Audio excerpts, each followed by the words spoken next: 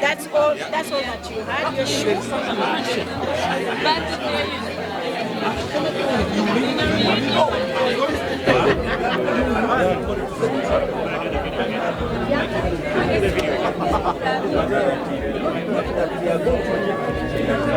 Kale abalabi b'amawulire agafa mu bwengula Ssaalongo Kigundu nga bulijjo nesanze nga leero ndi ebuvanjuba era ekyandeeseeyo gwe mukolo olukuŋŋaana olwa real estate omwami Brian Kalongo lwe yateeseteese ate labayo bwenguddeko bulijjo bennoonya mbaguddeko wano muganda wange mukulu munnange munnamawulire omukukutuvu owa wano owa Radio Uganda Boston gwe nkwasisa akazindaalo ngenda kumusaba asooke atubuuzeeko ate annyanjulire ne bano be musanze nabo wano. Sebo nsanyusa okukulaba. Taata naffe tusanyuse nnyo okukulabako agafa mu bwengula. Bulijjo tukulengera bulengezi mu bire naye ate kaakati tuli omwezi gusisinkanye enjuba.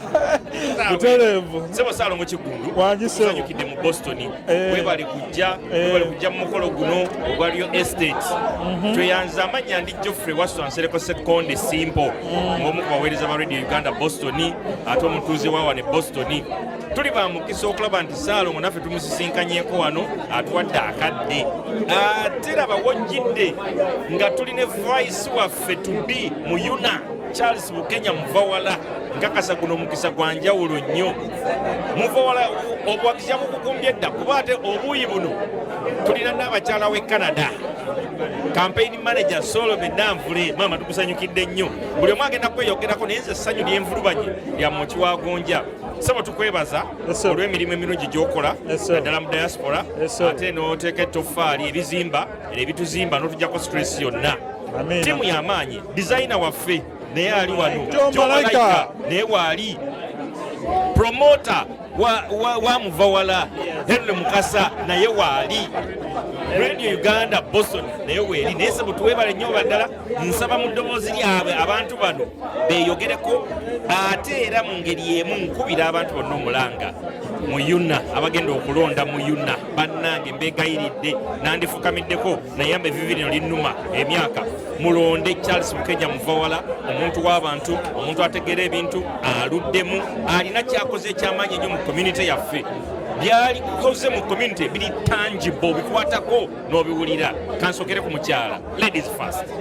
Bana yetubaniriza nyabo mu bwengula naffe aba Canada mwami Muvawala akalulu kaffe kalina era tuli basanyufu nnyo nze ekyandeese mu Boston kuwagira munnayuganda munnange ekikwata ku munnayuganda nange kinkwatako. Brian webale tukuŋŋaanyira terubadde lulungi olukuŋŋaana ngize nnyo tweyanza. Mr. Joe Malaika. Ladies and gentlemen, my name is Joe Malaika.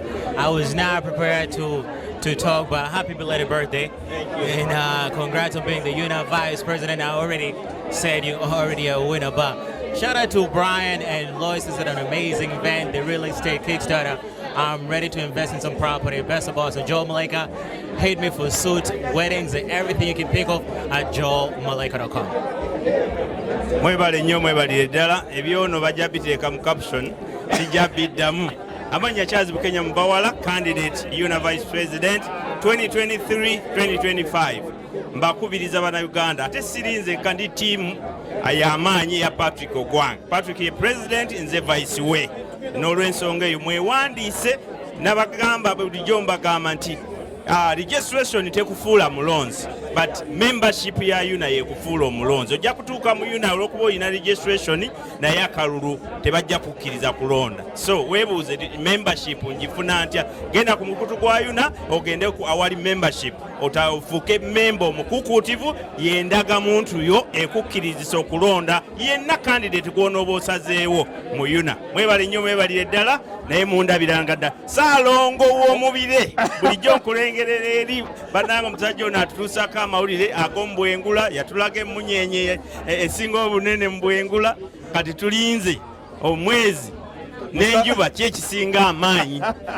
Mwebale nnyo awangaale Ssaabasajja nga tonnagenda omukulu bw'amala okwogera tebiddwamu naye nze engeri gye ndi gundiwe nze mutiweweeta kaakati bannange nkuba omulanga eri abaganda n'abo abagala obuganda abaagaliza obuganda bumu Buganda bumu 26 paka 29 May bana mu registeringe eryato wawulidde eryato sebo ebyokunywa n'okulya bya bwereere byonna biri kuli tulina abayimbi akabudde abaana ab'obuwala mujja kwambala temwambala nnyo ebibika ku mavivivi byawo ba katikira ajja kubaawo emiwanvuwanvu naye ate senga ajja kubaayo ng'asomesa ensonga naye nga Ssaalongo amazima amatuufu tukwebaza okuba nti opromotinze olukuŋŋaana luno lwa Buganda bumu webale nnyo akuteeremu omukisa mu buli kyokola era ffenna ona YouTube channel tusubscribinge koonako bukoonyi ngafa mu bwengula tulabe ekigenda mu maaso amiina ssebo n'emizimu ne bajjajja mukasa bonna bankulembera omwana ono ng'agenda okufuna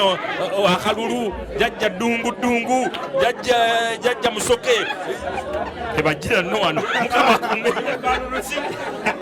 bagana naye ndi musajja mu Kristo tugenda Buganda bumu jjajja ddungu akuna Buganda bumu ate tusobola okufuna surprise ye mutalabangako ensi jjajjoogera kale akuume mbeeyanziza nnyo